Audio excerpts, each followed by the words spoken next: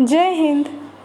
बच्चों, जब हम किसी होटल में खाना खाने जाते हैं तब हमें वहाँ का भोजन बहुत अच्छा लगता है, लेकिन वही भोजन यदि हम घर पर करते हैं तो हमें वैसी फीलिंग नहीं आती।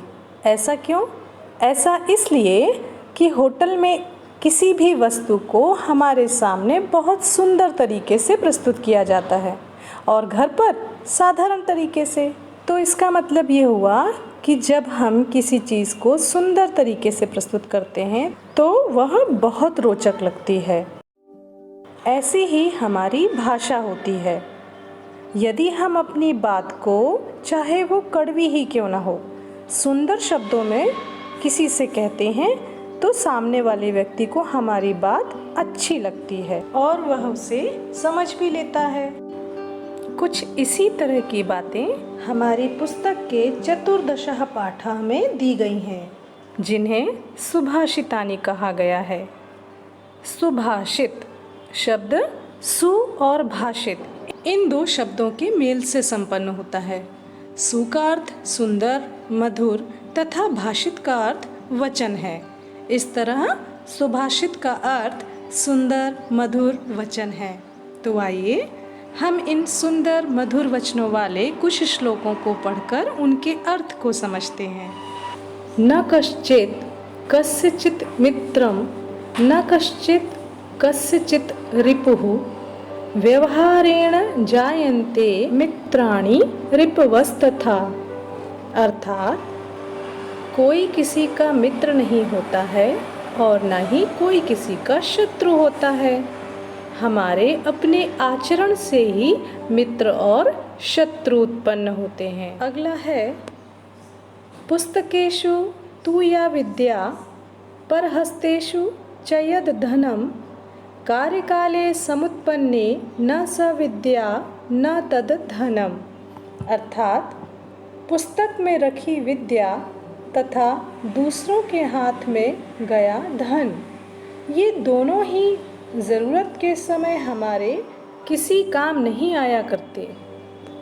हस्तस्य भूषणं दानं, सत्यं कंठस्य भूषणं, श्रोत्रस्य भूषणं शास्त्रं, भूषणैः किं प्रयोजनम्। अर्थात हाथ का आभूषण दान है, कंठ का आभूषण सत्य है और कान का आभूषण शास्त्र है, तो फिर अन्य आभूषणों की क्या आवश्यकता है।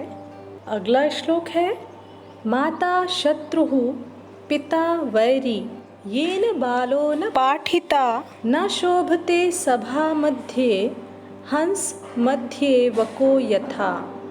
अर्थात जो माता पिता अपने बच्चों को शिक्षा नहीं देते, उन्हें पढ़ाते नहीं हैं, वे शत्रु के समान होते हैं। बुद्धिमानों की सभा में अनपढ़ व्यक्ति कभी सम्मान नहीं पाता, वह हंसों के बीच बगुले के समान होता है।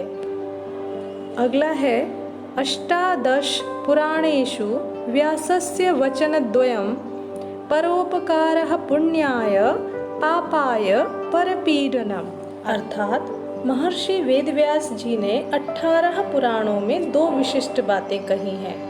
परोपकार करना पुण्य होता है और पाप का अर्थ है दूसरों को दुख देना। और इस पाठ का अंतिम श्लोक है, यस्य नास्ति स्वयं प्रज्ञा, शास्त्रं तस्य करोति किम, लोचनाभ्यां विहीनस्य दर्पणः किम करिष्यति। अर्थात जिसके पास स्वयं की बुद्धि नहीं होती, स्वयं का विवेक नहीं होता, शास्त्र भला उसकी क्या सहायता कर सकता है। जिस प्रकार नेत्रहीन व्यक्ति के लिए दर्पण कोई सहायता नहीं कर सकता। तो बच्चों, इन श्लोकों के माध्यम से आज हमने जीवन से जुड़ी बहुत सी ज्ञानवर्धक बातें सीखी। जय हिंद।